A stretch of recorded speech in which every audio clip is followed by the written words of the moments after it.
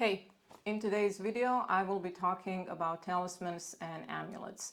Throughout history and today there may be a few people who have not during some period of their life used or possessed something which they have described as their talisman, amulet or luck bringer.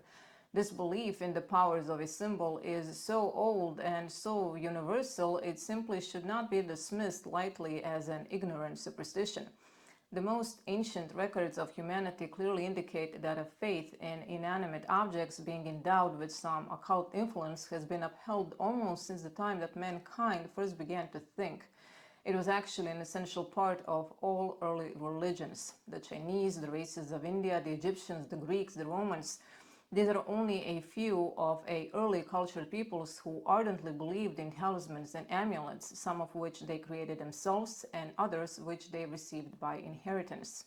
The word talisman, its origin, is from mid-17th century based on Arabic tilsam, probably from Greek telesma, meaning completion, religious rite, or telein, meaning perform a rite, or telos, meaning result or end.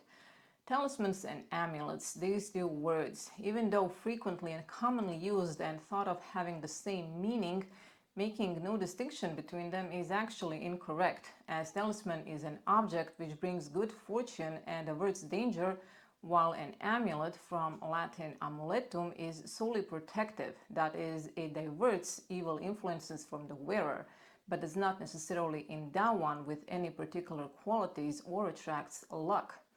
So the chief purpose of the amulets in the olden days was to protect the wearer from the evil eye, which was supposed to be possessed by certain men or women, and to exert a very malign influence upon all who were unfortunate enough to be subject to its glance. It was thought of to cause injury, sickness, death, moral depravity.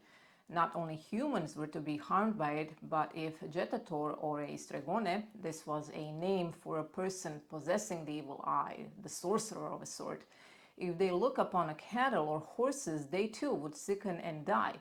Crops were doomed to failure under the gaze, and villages and towns were met with catastrophes.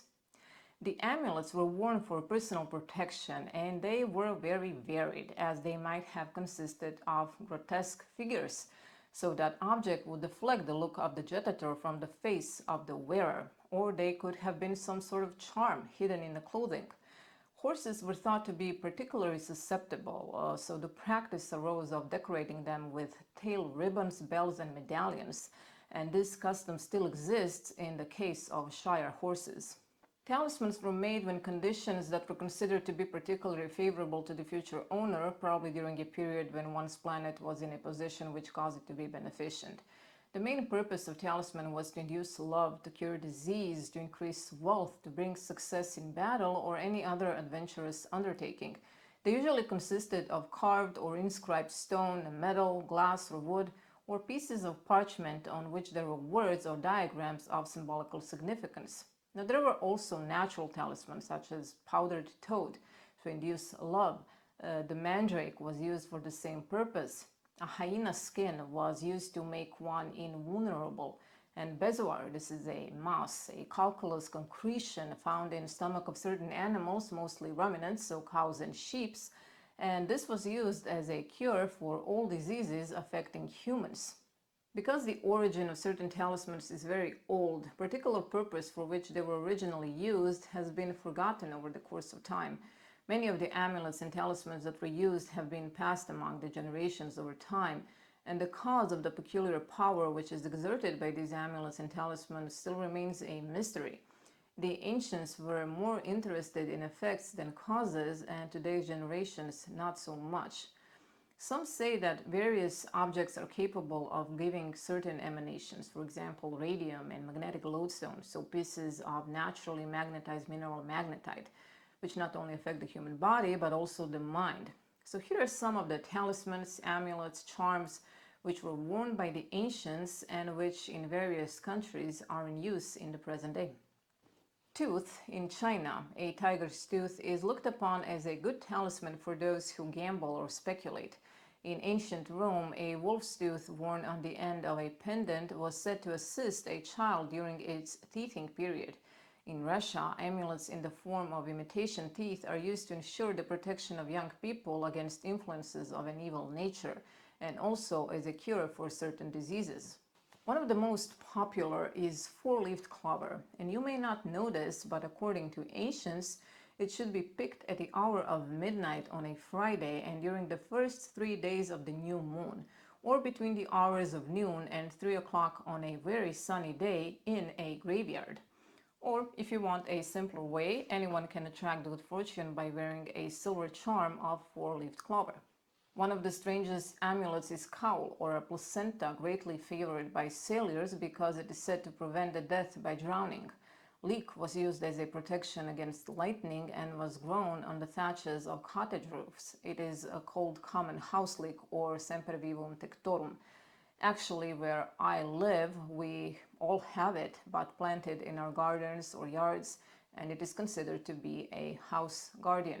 Scarab, the ancient Egyptian talisman derived from a beetle common in Egypt, was the symbol of Khepera, a form of the sun god, representing the rising or morning sun, and was therefore a symbol of creation and resurrection. Some were carved out of gems and used for rings or pendants, and others were immense images of hard stone like granite, and on their back historical events were recorded. As a talisman, scarab was worn to attract good fortune in general, but especially to bring health and strength, both physical and mental. This sacred beetle was considered to protect the living. Also, an image of it was placed in the bandages of mummies and sometimes in the heart of the dead person as a protection from evil influences during the journey to the other world. Phoenix, a mythical bird, was said to live a great number of years, make a nest or funeral pyre of grasses and spices, sing a dirge, so a somber song of grief or lamentation, and then by flapping its wings set fire to the pyre. Thus the bird was burned to ashes, but from them a phoenix was said to arise, whose life would terminate in the same manner. Ancients consider phoenix to be sacred to the sun, and it is used as a talisman to this day both in China and Japan. In China, it is worn to promote length of life and happiness in marriage, and in Japan, it is used for integrity, faithfulness, and kind-heartedness. Eye, or more specifically an open eye, is an ancient amulet and talisman of Egypt. It represents the all-seeing eye of gods such as Ra, the sun god, Osiris, the god of fertility, agriculture, the afterlife of the underworld, Horus, also known as Heru, Har, Heror, Hor in ancient Egyptian, god of kingship, healing, protection, the sky, and god Ptah, the god of art and creation. Its purpose was to ensure good health, courage, and wisdom, and also stability of mind and determination. It was placed either on or in the flesh of dead bodies as a guard over the soul. At one time, it was regarded as one of the best protections against the evil eye, and children would wear it as an amulet strung around the neck, or as a part of bead necklace. Sometimes a charm consisting of two eyes would be made as a talisman of great power, the right eye representing the sun and the left the moon. In the medieval times, the eye of a cock was used to ward off the influence of witchcraft. And there was also a very interesting and curious talisman consisting of the eye of a woodpecker, the eye of a weasel, a crystal ring, a coin with a hole in it, and dust from meteoric stone. All of that was put into a small bag and worn around the neck, and this one was regarded as a powerful luck bringer. Beads, used since the earliest days as charms, and it is probable that their sole purpose originally was to protect the wearer from the evil influences and bring good fortune. Eye beads are considered particularly lucky. They're usually made of onyx or more commonly glass. Like I mentioned before, the eye is representative of the all-seeing deity, and the beads are declared not only to avert danger but also to bring success in love affairs for women. In many countries, a necklace of amber beads is declared to be auspicious for a bride at her wedding, as it ensures that her husband will be faithful and she will have good children. In Italy, necklaces of amber are worn both as protection against and a cure for throat disease, while in some parts of Russia, it is thought that anyone who wants to live long should wear a necklace of this type. Beads of coral have gained reputation of warding off misfortune and are said to be beneficial for the health. The Romans had a custom of making dog collars of coral and flint in order to protect their animals from the dreaded disease of hydrophobia, a fear of water related to a late-stage rabies infection. Bead necklaces made of jetstone have a reputation of inspiring hope and courage, banishing the depressing effects of disappointment and worry. All beads which are blue in color have since very old times been used as talismans and are especially recommended to those who wish to find a beautiful and faithful lover. And yes, I will be making videos about crystals. Let's do two more. Hand. Among the ancient Egyptians, this was the emblem of fortitude, while the Romans regarded it as a symbol of fidelity. It also represents the deity, and in old paintings one sometimes sees a hand extended from the clouds, two fingers being upraised in the act of the invocation of the blessing or the act of benediction. The ancient Etruscans used a talisman in the form of a hand as a protection against bewitchment.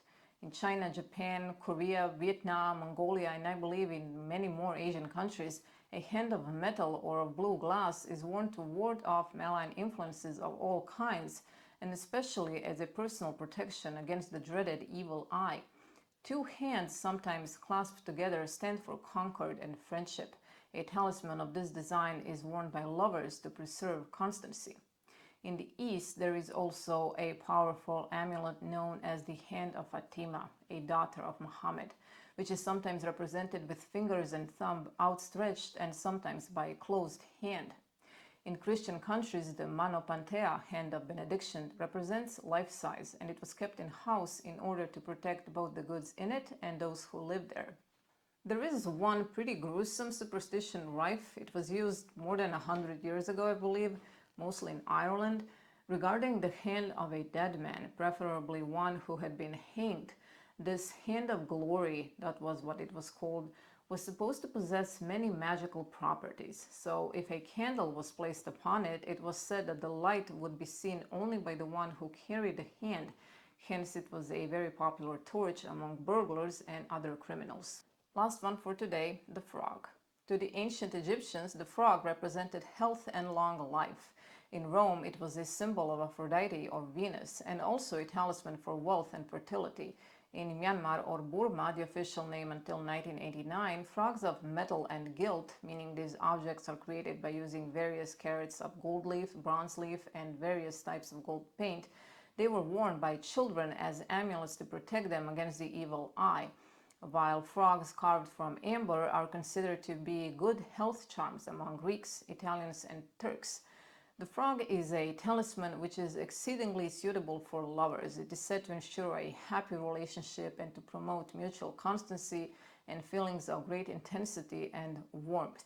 Of course, there is so much more to be said about the frog, but not today. And this is it. I hope you liked this video. If you did, you can let me know by doing all of those things I ask you to do at the end of every video. I do understand this can be annoying, but it does help in a lot of different ways. Also, let me know if you have a talisman or an amulet and how does it work for you. I have a few and I really like them. Next video, I think it will be one similar to this one. Today's quote is by Bret Harte. He was an American short story writer, a poet, humorist, and critic. He had mastered the genre of gold rush fiction, capturing the corruption and greed in nostalgic prose. Luck of the Roaring Camp from 1870 is one of his first and most successful works. But this is a quote from a Sappho of Green Springs and Other Tales, and I do believe it is quite famous. He said, "The only sure thing about luck is that it will change." See you in a couple of days. Bye.